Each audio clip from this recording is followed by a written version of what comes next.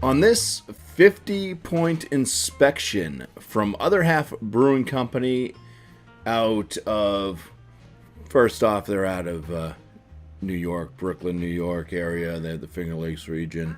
Got a spot in Philadelphia now, as well as D.C., Washington, D.C. there. So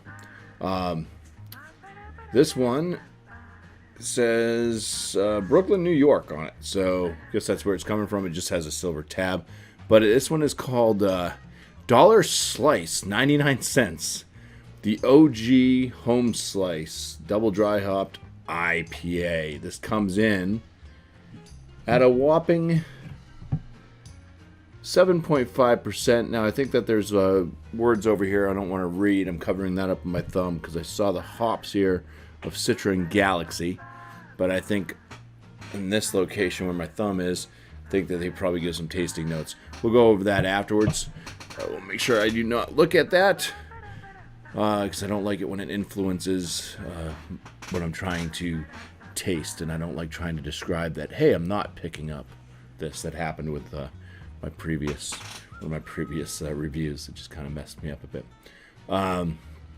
Anyways, this beer is definitely not 99 cents. I bought a single can of this.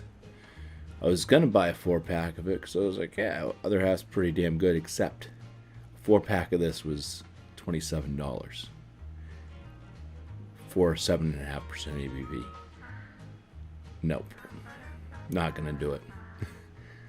So the single can definitely wasn't 99 cents either. So, yeah, way overpriced now coming from Other Half. When they first hit New Hampshire, they were reasonably priced. They were down lower in that, the $18 to $20 range.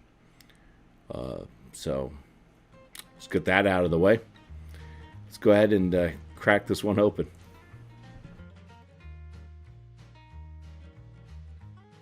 I do love the can art on this. I love pizza, along with burgers and seafood and lasagna, pasta, everything else. But, just love it. It looks, brings me back to like the 80s and 90s a bit.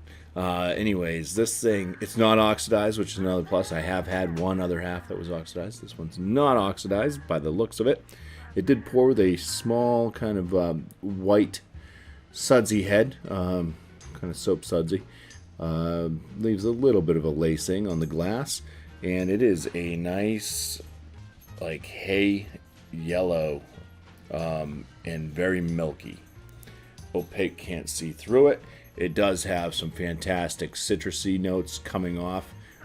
As soon as I opened it up, I could see it smells like an orange slice. So let's go ahead and get some more notes from afar here on the aromas. Yeah, very orange-like. Ooh, pineapple for sure. I'm going to say orange, pineapple. I can see a bit of passion fruit in there too. Not really picking much up from the malt, but that's not really expected. It is kind of on the lighter side, so it's more or less going to be crackery, maybe wheat, oat, and maybe a touch of bread. Just going by the SRM of the beer here. But yeah, that's basically what I'm getting. I'm going to say citrusy, pineapple, passion fruit. Let's dive on in. First swig, so cheers. It has a nice creamy mouthfeel to this one. Very smooth. It's like a lighter side medium body. Carbonation is in the medium realm, but does not affect the smoothness, the nice velvety feel of this beer on the palate. It's the Other Half's signature palate, I guess, for the most part, most of their beers. Let's go ahead and talk about some of these flavors coming out of this. Yeah, it's a light crackery malt presence, maybe a little bit of a wheat. Not much else out of that. It's not super sweet from the malt, that's for sure.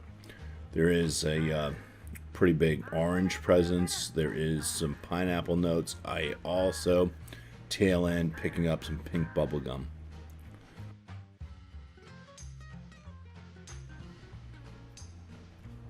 7.5%. This one drinks more like a 6%. It's a pretty tasty beer. It's got some flavor notes that are kind of present with some older school New England IPAs. It's more of that kind of citrus forward type note. It does end with a bit of an herbalness. There's some grassy, herbal, bit of spice type thing happening on the finish. Maybe a little bit of hop burn still going on.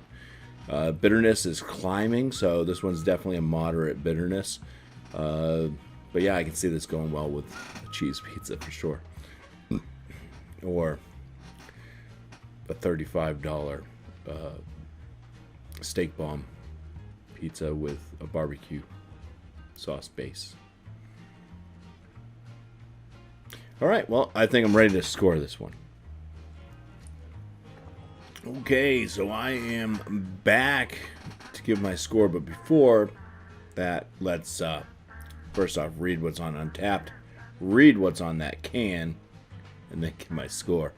We have a little thing here says, 2 of our all-time favorite hops, Citra and Galaxy, combined in a new IPA designed to showcase them with 2-row wheat and 2 types of oats. That's all that says for that reading. So out of 4,367 ratings, this beer averages out at a 4.15 out of 5, which on my scale would put it as a very good beer. Okay. Well, what it says on this can, so let's see, based on what I said about it to what they say. It says a hazy IPA brewed with a hand-selected blend of hops, giving notes of lychee. I missed the lychee. I usually can pick that up. I still wouldn't tell you that I'm getting lychee. That's more of a delicate rose type floralness to me. Passion fruit and sweet orange. All right, so I got some pineapple mixed in with the orange and passion fruit for me. So anyways, my score on this beer, I gave it a 6 out of 6 for the appearance. I gave it an 8.5 out of 10 for the aromatics, 14.5 out of 19 for the flavors. I was at a 5 out of 5 for the body. My overall, I'm actually at an 8.5. Normally I'm not going to go that high with something where I score the flavors score at a 14.5. That's normally probably like a 16 at least. But yeah, there's just something about this one that, like I said, it kind of brings back childhood, 80s, 90s type vibes.Maybe it was the can art. Who knows? I don't. Call a psychiatrist. But for Other Half Brewing Company and their dollar slice, 99-cent, double dry hopped IPA, which is way overpriced. It's going to get a bumpy 42.5 out of 50. Just going to give this beer a very good score. Just want to say cheers. Thank you all for watching.